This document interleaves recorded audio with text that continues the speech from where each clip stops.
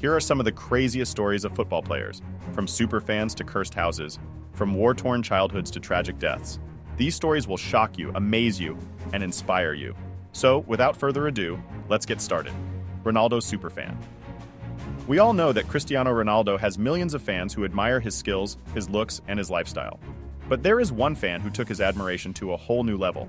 His name is Shanta, who did some pretty extreme things to be just like his idol. Firstly, he went so far as to pay for surgery to make himself look more like Ronaldo. That means he actually changed his appearance to resemble Ronaldo's.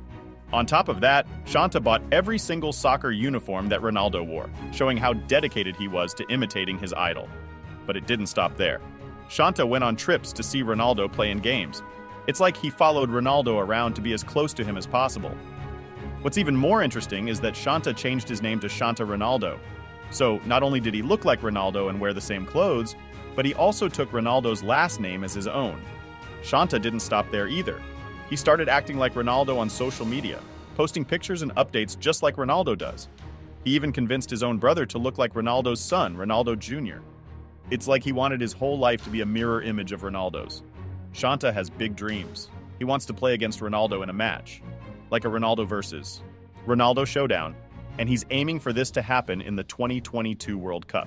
It's quite ambitious, and you can imagine how surprising and maybe even a bit strange this must be for Ronaldo, the real one. Samuel Eto'o's cursed villa. In 2015, Samuel Eto'o bought a lavish villa in Italy to celebrate his career. But little did he know that the house had a dark history. The house was rumored to be cursed due to its previous owner's involvement with uncovering a pharaoh's tomb in Egypt. The owner was Lord Carnarvon, a British aristocrat and adventurer who financed the expedition that discovered the tomb of Tutankhamun in 1922. The tomb was one of the most important archaeological discoveries of the 20th century, as it was the only intact royal tomb ever found in Egypt. But it also contained a curse. Many people dismissed the curse as a superstition, but some believed that it was real and that it had claimed many victims. One of them was Lord Carnarvon himself, who died shortly after the discovery due to an infected mosquito bite. His death was seen as a sign of the curse and was also followed by a series of strange and eerie events, such as power outages, radio interference, and animal deaths.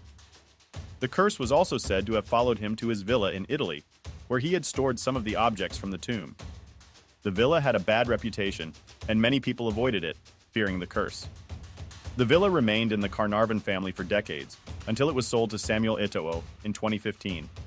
Eto'o was unaware of the villa's history, and he was excited to move in. He planned to spend his holidays there and to invite his friends and family. He also wanted to use the villa as a base for his charity work and his business ventures. But soon after he moved in, he started to experience disturbing events that made him question his decision. He heard strange noises such as footsteps, whispers, and screams in the middle of the night. He saw flickering lights and felt cold spots in different rooms.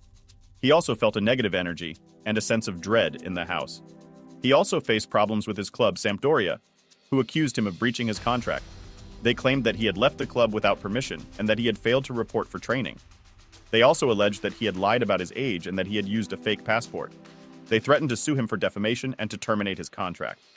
Eto'o denied the allegations and defended himself. He said that he had informed the club about his move and that he had a valid passport. He threatened to sue the club back for slander and for damaging his reputation.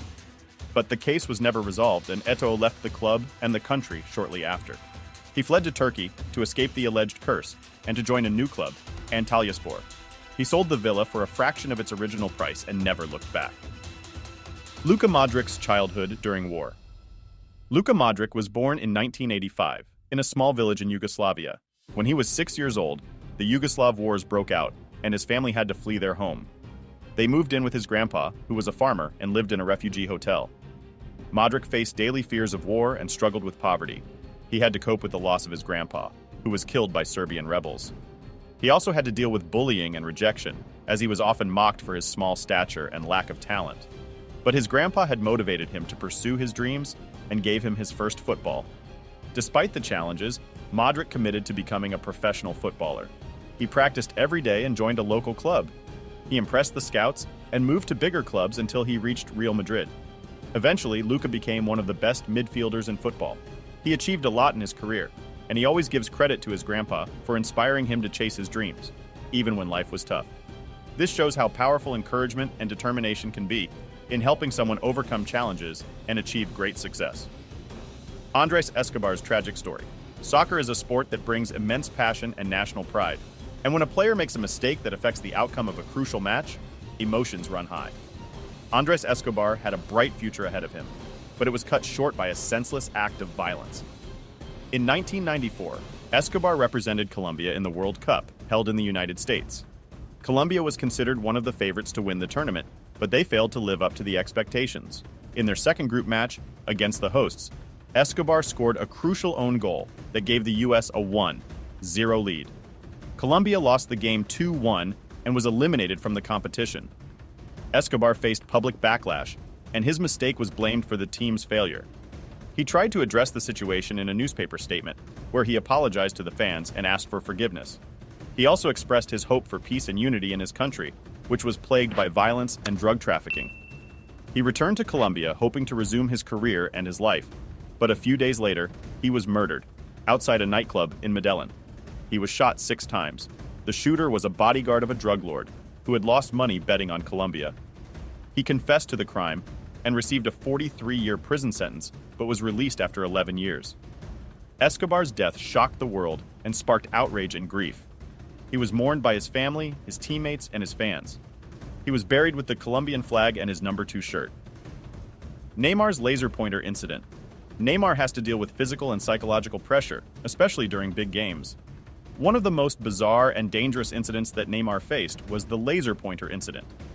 This is when some fans use laser pointers to distract or harm the players during the game. The laser pointers are usually green, which is the most visible color and the most harmful to the eyes. The fans aim the laser pointers at the players' eyes, risking potential vision loss, or at least temporary blindness or disorientation. The laser pointer incident happened to Neymar twice in 2 different years, and in 2 different competitions. The first time was in 2018, during a match against PSG's arch-rivals, Marseille, in the French league. The match was very tense and very close, with both teams fighting for the title. Neymar was the star of PSG and the main target of Marseille's fans, who booed him, insulted him, and threw objects at him.